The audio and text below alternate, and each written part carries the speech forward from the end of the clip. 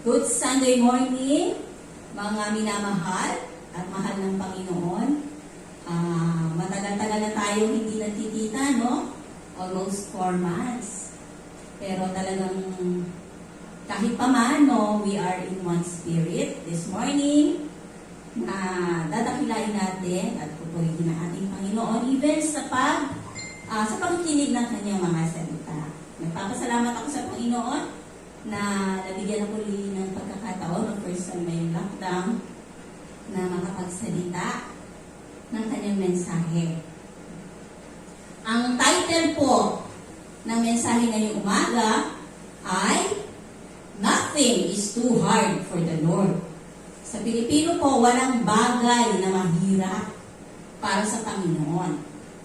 Ito po ay hango sa aklat ng Jeremias chapter 32, verses 16 to 17. Medyo mahaba po, pero try po natin namnamin. Habang binabasa po ito, kung kayo po ay may mga Bibles, pakibuksan po at sundan niyo po.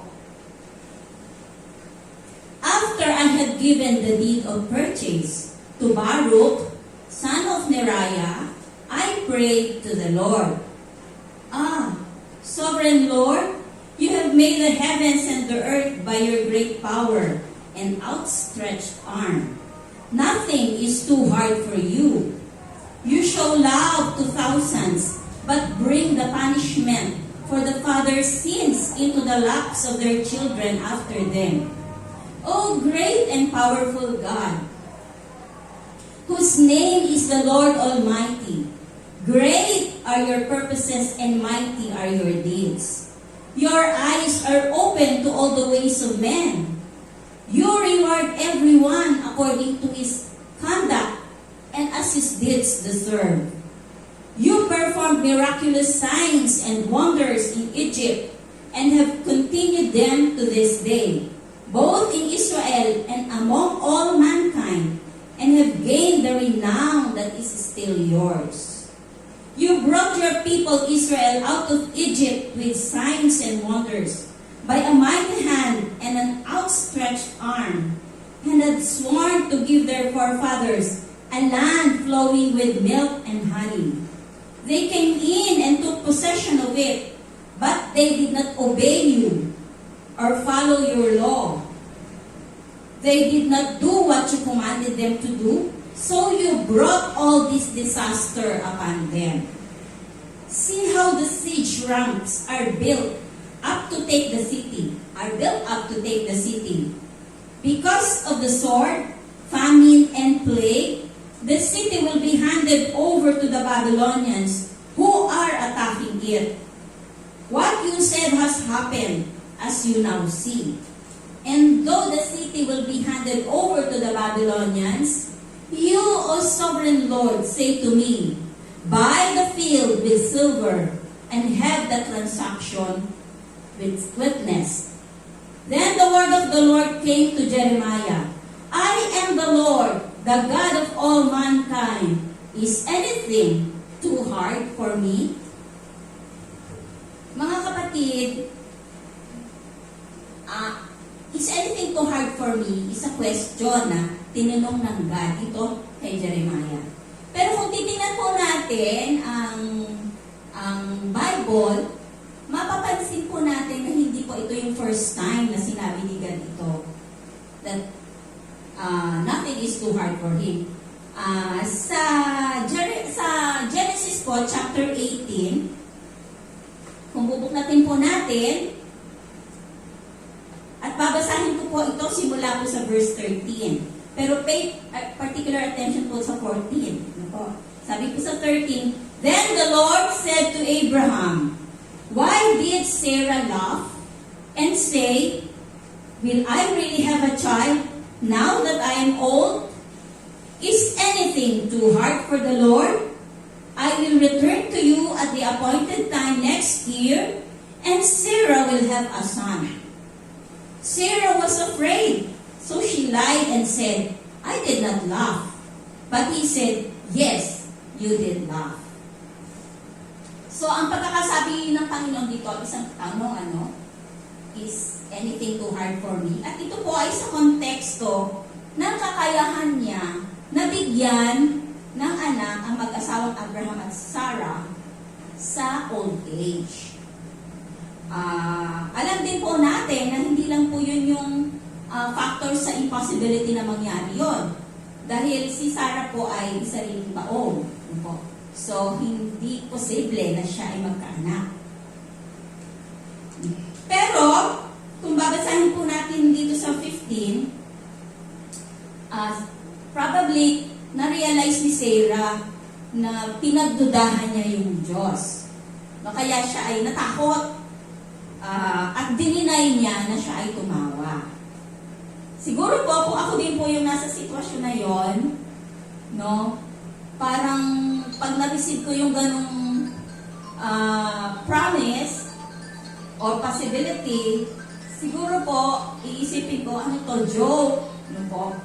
Only to realize later na ang God, hindi ko siya nag-joke. In fact, sabi nga sa Numbers 23:19, di ba, hindi siya man na naglalay at sasabihin niya tapos hindi niya tutuparin.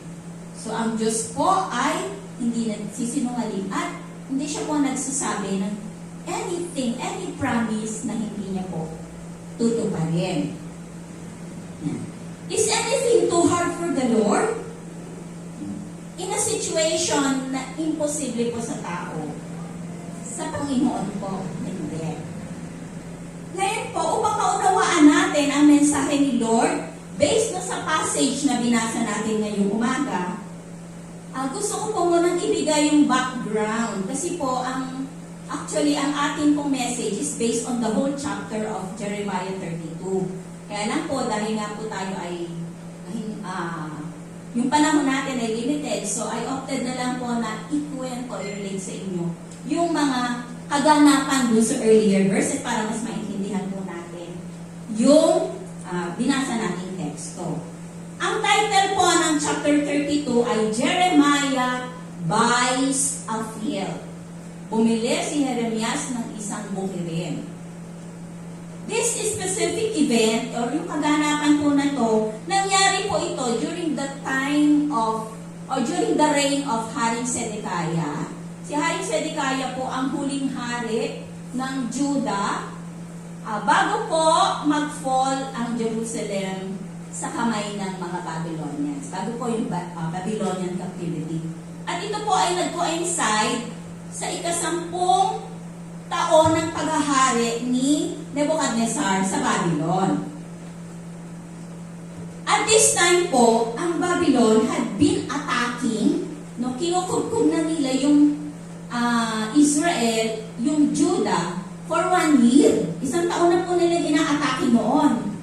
No? At si Jeremias po, nung time na to ay nakakulong sa courtyard ng mga sa courtyard ng gwardiya. Pinakulong po siya ni Haring Zedekiah sa paghihinala at bintang na si Jeremias po ay bumaliktad. No? Siya po ay pumanig sa mga Babylonian. Kasi yung mga hula niya, sinasabi niya na ang Judah, syempre kasama Jerusalem, magfo-fall into the hands of the Babylonians. Kanilang bibihagin ang mga Israelita, dadalhin sa Babylon at kasama doon si Zedekiah.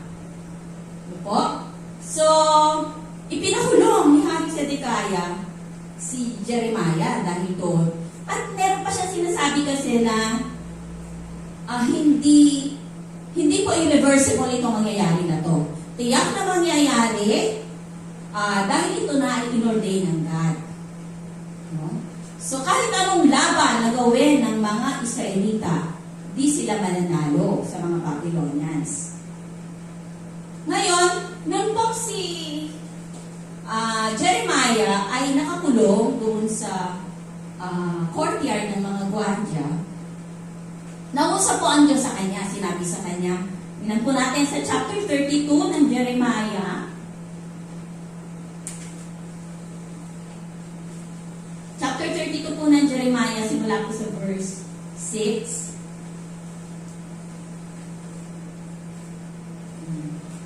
Babasahin ko po ang sabi doon. Jeremiah said, "The word of the Lord came to me. Hanamel, son of Shallum, your uncle, is going to come to you and say, buy my field at Anathoth, because as nearest relative, it is your right and duty to buy it."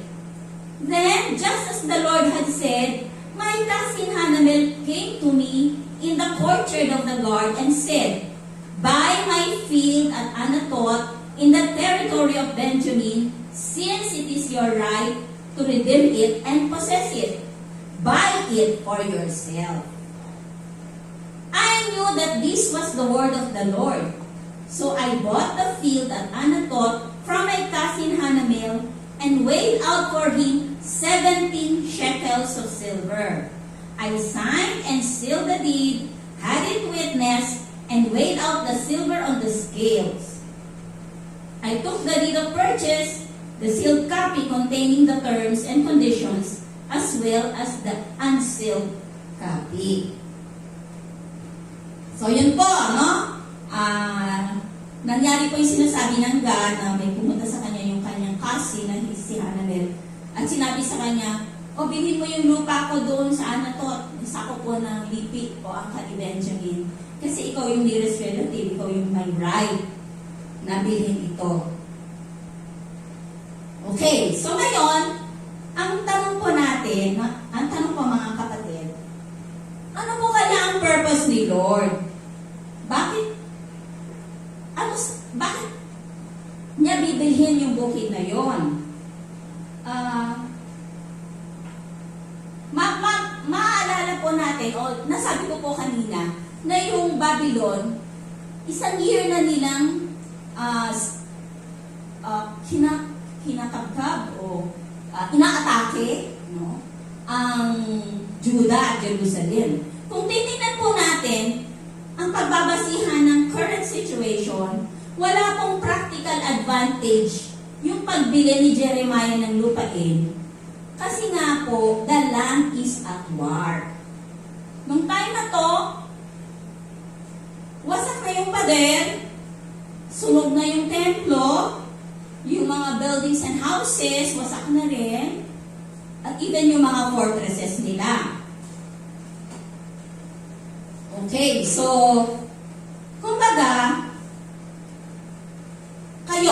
tatanong ko kayo, halimbawa nung may giyera sa Marawi, tapos meron kayong kamag-anak doon, sinabi, uy kapatid, bilhin mo naman yung lupa ko sa Marawi. Bibili nyo ba yon? Na alam nyong may giyera doon?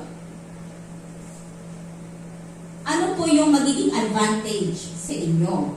Ganon din po yung naiisip siguro ni Jeremiah, bakit niya bibilhin? Devastated na nga yung lupain. At ang totoo, kung babasahin po natin yung verse 24, ano po? Ang sabi po doon ay 24 to 25, ang sabi po doon ay nasa break na ng pagkagapi, no, ng captivity ang Jerusalem. So, ibig sabihin, mapapasak kamay na ng kaaway ang lupain. So, bakit niya bibilhin? Okay, tingnan po natin ang verse 15. Okay, basahin ko po. For this is what the Lord Almighty, the God of Israel says, houses, fields, and vineyards will again be bought in Israel. Yan po. So, God revealed a future scenario. Darating po ang panahon, ang Jerusalem at buong Judah ay magkakaroon muli ng tao o mapopopulate again. Ang economic at agricultural activities ay mangyayari ulit. Ang mga houses at buildings i-erect ulit. Sa madaling salita po, there would be a return of the exiles to populate the land again, and and there will be a restoration of prosperity of the land. The act of Jeremiah, yung pagbili niya po ng field na utos ng Diyos sa kanya, points to a future, a plan of God which is sure to come about. Kaya, God had Jeremiah secure the deed of sale. Pinasecure niya yung mga legalidad eh. Opo? This was symbolic of God's promise of restoration of the people and the land. Yun pong tekstong binasa natin kanina ay inusal po ng propetang Jeremias bilang panalangin sa Diyos as a response doon sa pangako ng Diyos na yun. So, pinangako ng Diyos, eto ngayon, ang lupain, wasak. Ang mga tao ay bihag, ang mga Israelita ay dinala doon sa Babylon. Devastated ang lupain. Pero, darating yung time of restoration. So, si Jeremias po ay nanalangin. Sabi po sa verse 17, sabi doon, Sovereign Lord, you have made the heavens and the earth by your great power and outstretched arm. Nothing is too hard for you. So, dito po sa prayer niya, meron po tayong makikita mga nabanggit niya at in-acknowledge niya na mga katangian o attributes ng Diyos. Una po dito, sabi niya, God is powerful. God has great power. Dakila ang kanyang kapangyarihan. Nilalang niya siya yung lumalang ng lahat ng buong universe. So wala pong makakapantay sa kanyang kapangyarihan. He is omnipotent. Yun po. Sa verses 18 naman to 19, sinabi niya si God ay mapagmahal. Subalit, siya rin po ay nagpaparusa sa mga transgressors. He is a God of love and justice at the same time. Sa verse 19b, siya ay God of great purposes and mighty deeds. He sees every deed of man, and again, sinabi rin doon, He repays according to their deeds. Ang Diyos po ay omniscient, or yung sinasabi natin, all-knowing. Wala pong lingid sa kanyang mga mata at sa kanyang kaalaman. He sees and knows everything. And then, sa verses 21 to 23a, sinabi niya itong God na ito na omnipotent, omniscient, a God of love, and a God of justice, ay ang tagatangkilik ng Israel. So, He is their benefactor. And He has given them a land, of their own. Siya yung nag-deliver sa kanila from the disgusting slavery sa Egypt at dinala sila sa sarili nilang lupain. And He provided for their needs. Kahit nga sa disyerto, God ang nag-provide ng needs nila, diba? So, this God is their benefactor.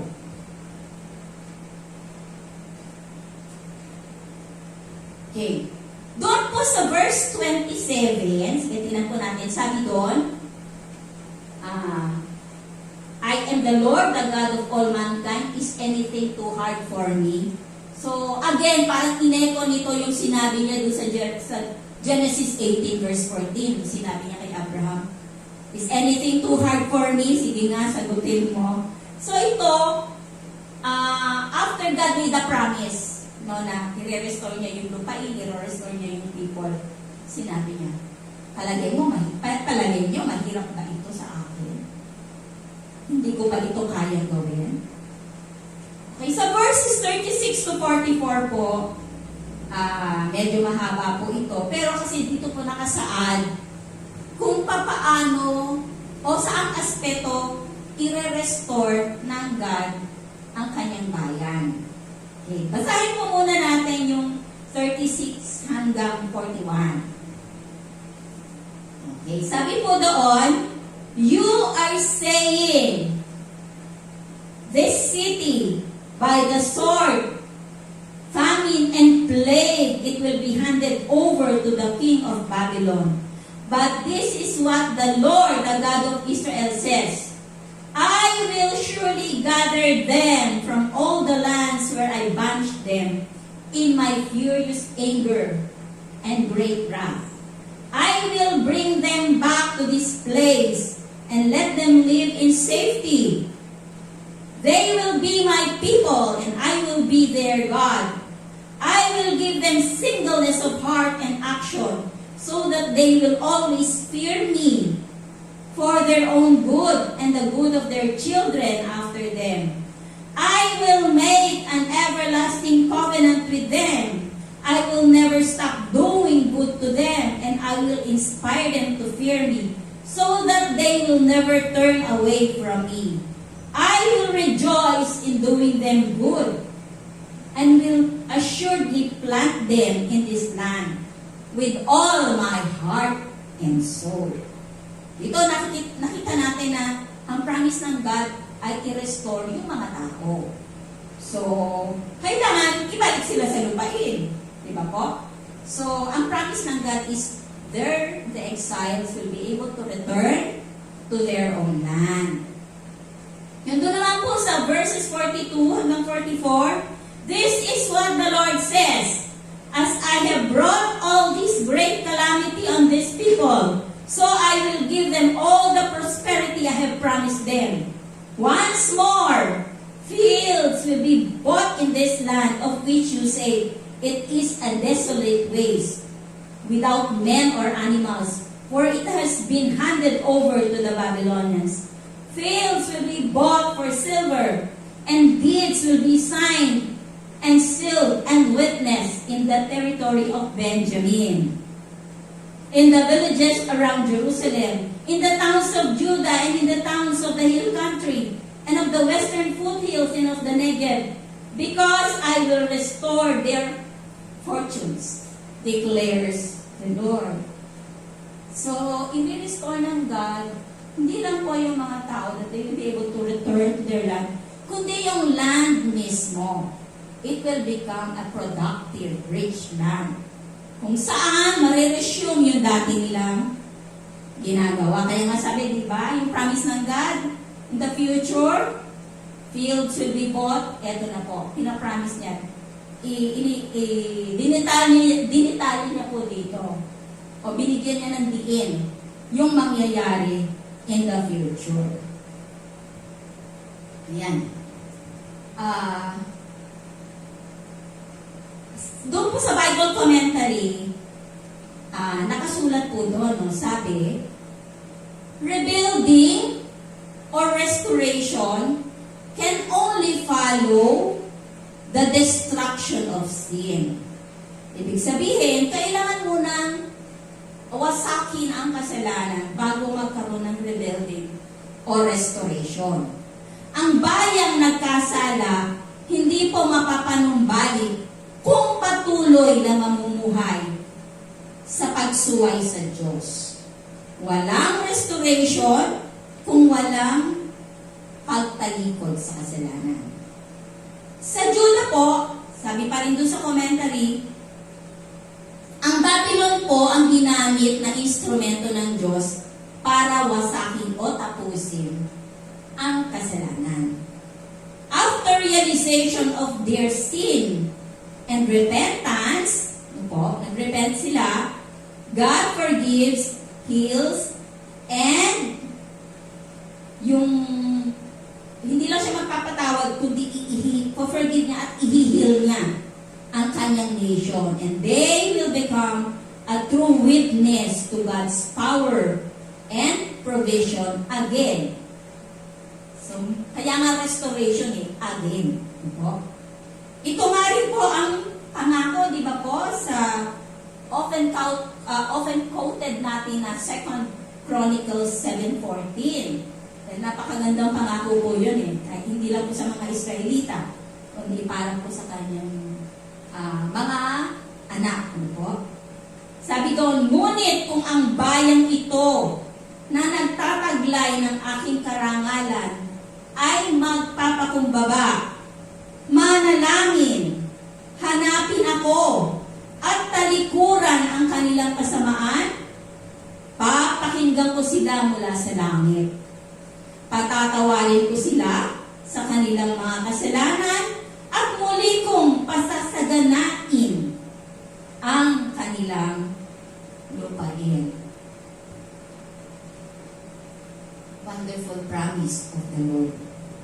Tinupad po ng Diyos ang kanyang pangako na makakabalik po ang remnants ng Israelites. At ginamit niya pong instrumento ang isang hari ng Medo-Persia na si Cyrus. Siya ay gumawa ng isang proklamasyon at ito ay mababasa natin sa Ezra. Meron din po sa Chronicles. Pero dito po sa Book of Ezra, ito po yung proclamation ni Hari Cyrus. Sabi doon, "The Lord, the God of heaven, has given me all the kingdoms of the earth, and He has appointed me to build a temple for Him in Jerusalem, at Jerusalem in Judah.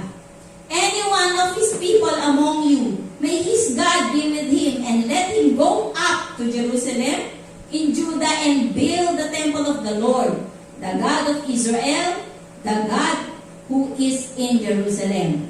And the people of any place where survivors may now be living are to provide him with silver and gold, with goods and livestock, and with freewill offerings for the temple of God in Jerusalem."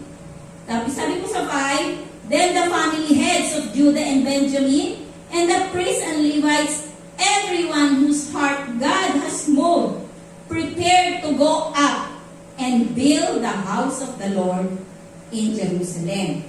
So ito po yung nag-pave ng way para po makabalik ang mga Israelita after 70 years. About mo po.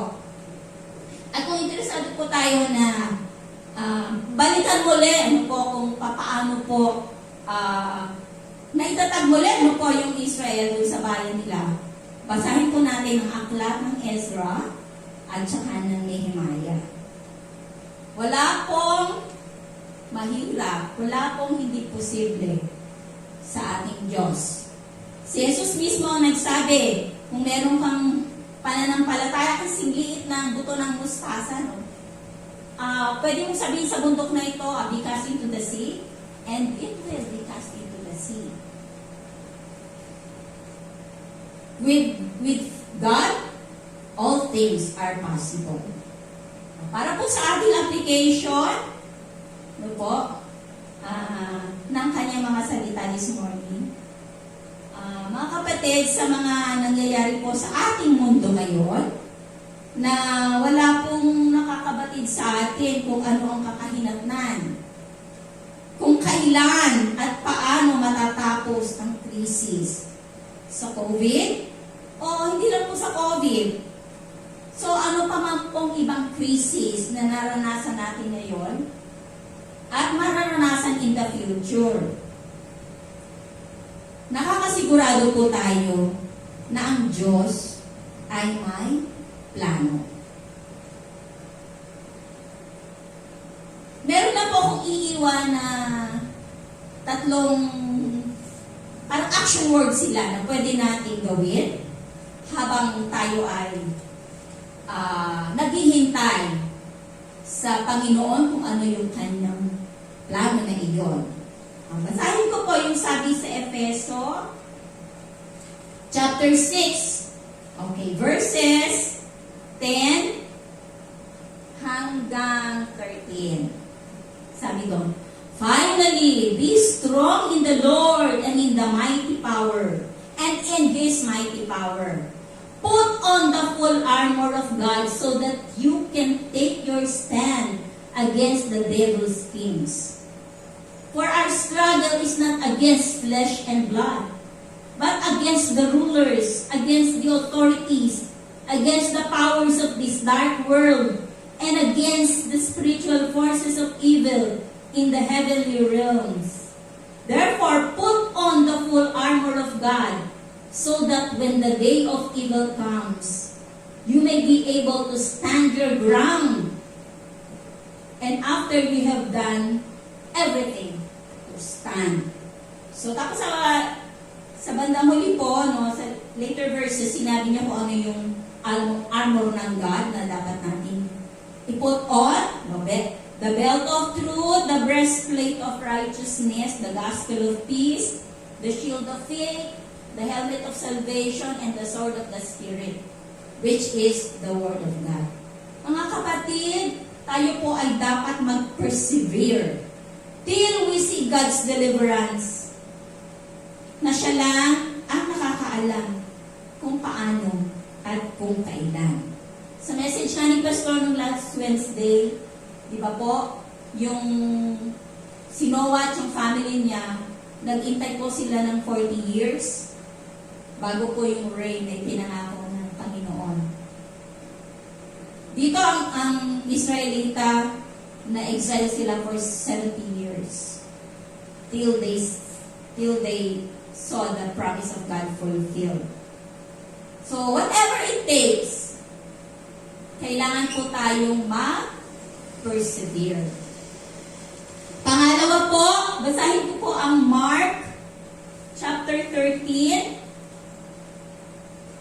Simula po sa 32, ang sabi po doon, no one knows about that day or hour, not even the angels in heaven, nor the Son, but only the Father. Be on your guard. Be alert. You do not know when the time will come. It is like a man going away. He leaves his house and puts his servants in charge, each with his assigned task, and tells the one at the door to keep watch. Therefore, keep watch, because you do not know when the owner of the house will come back, whether in the evening or at midnight, or when the rooster crows, or at dawn.